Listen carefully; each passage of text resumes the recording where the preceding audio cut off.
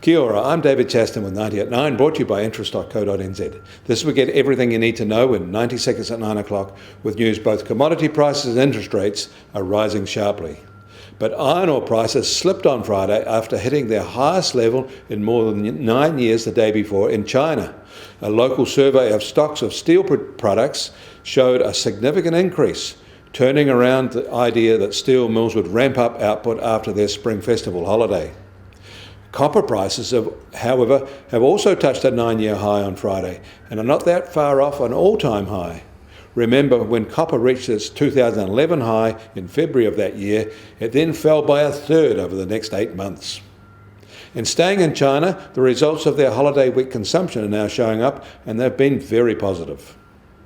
In the US, factories there expanded at a healthy rate in the latest update of February activity and underpinned by rising demand. Their service sector expansion is strong too. The current icy storm is, however, likely to curtail some of this improvement when the final February data is released. Risks remain elevated, however. The US Fed says insolvency risk at small and medium-sized firms remain considerable, even as their economy emerges from the pandemic. In Canada, data for December retail sales there ended on a grim note, far lower than the decline they were expecting. It was the worst retail situation there since the start of the pandemic in April. And in Japan, business sentiment is improving in February, largely on the back of new export orders in factories.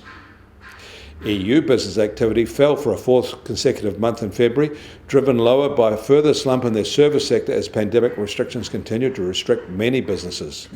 The service sector downturn, however, was offset by faster manufacturing growth, led by Germany. And Australian retail turnover was 10.7% higher in January 2021 than January 2020.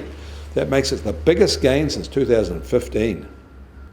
The US Treasury 10-year yield is up 5 basis points to 1.34% today from Friday, and now its highest in a year. It has risen 15 basis points in a week.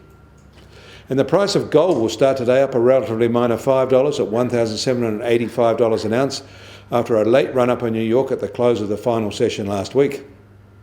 And oil prices are lower by about 50 cents, and now just on $59 a barrel in the US, while the international price is on $62 a barrel.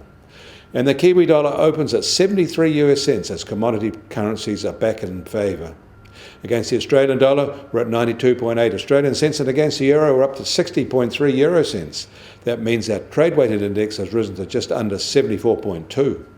I'm David Chaston. That was 90 at 9, brought to you by interest.co.nz.